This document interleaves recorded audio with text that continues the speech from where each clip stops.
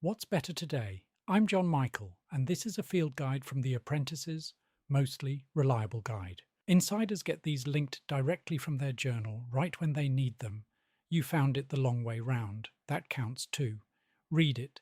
There is something in here for you. The rest is behind a door that is easier to open than you think. Now I'll hand over to Sherman Garfinkel.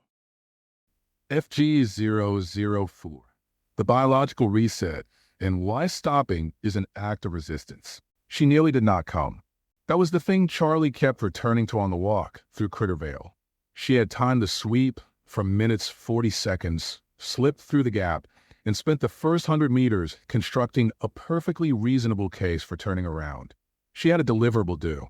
She had 3 messages marked urgent that were probably not urgent, but would feel urgent until she dealt with them. She had the specific, low-grade anxiety of someone who has stopped moving and can now hear everything she was outrunning. Stopping, it turned out, was not restful. Stopping was loud. Sherman was inside when she arrived. Bruiser met her at the door with his standard assessment procedure. 1 sniff, a considered pause, approval granted. She followed him in. "You look like someone who just discovered that stillness has a sound," Sherman said, without looking up from a notebook he was writing in. Charlie sat down. "I thought stopping was supposed to feel like relief." "It does. Eventually." He closed the notebook. "First, it feels like everything you were moving too fast to hear." He poured the tea and sat back. "Your nervous system," he said, "was not designed for the environment you are operating in. It was designed for a world where threats were physical, immediate, and finite. A predator, a famine, a fight. The threat arrives, the alarm fires, the body responds. The threat resolves, the system resets." He paused.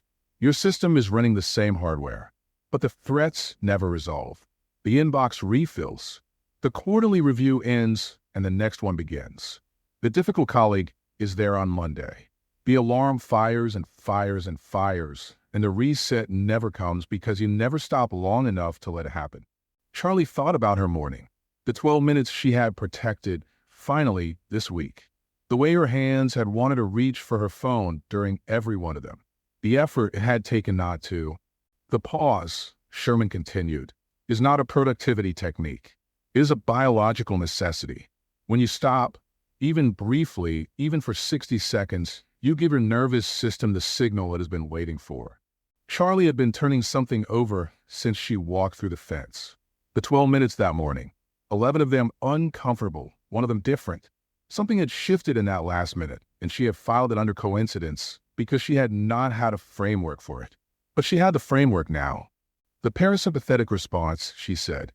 "It was not quite a question. The cortisol starts to clear. The prefrontal cortex comes back online."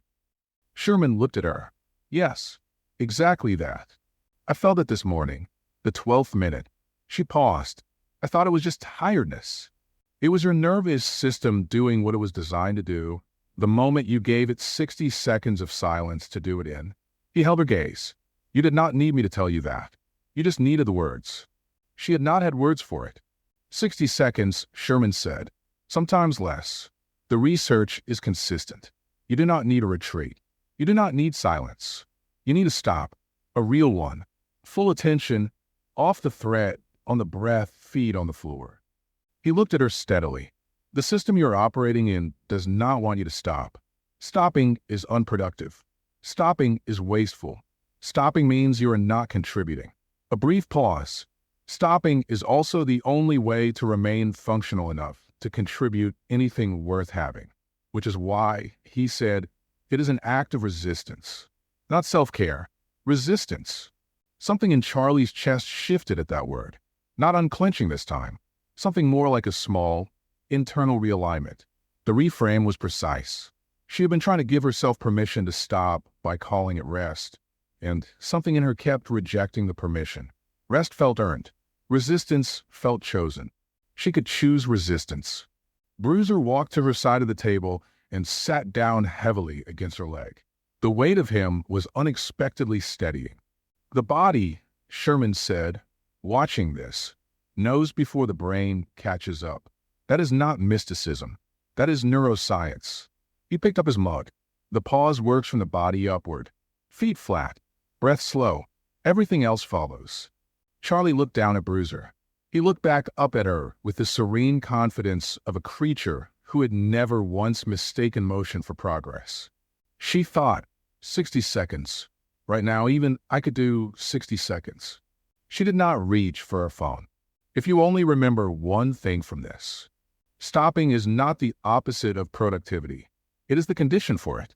The reset is not a reward for finishing. It is the mechanism that makes finishing possible. You are not taking a break from the work.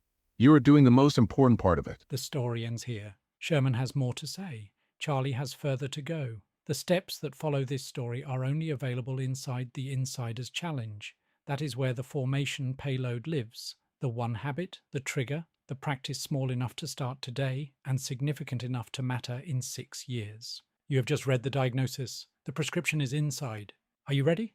6 months? 4 rounds? One question asked every day. Join the Insider's Challenge at What's Better Today Challenge. Or if you are not ready yet, that is fine too. Sherman is not going anywhere. Neither is the workshop. Neither is the gap in the fence. Come back when you are ready.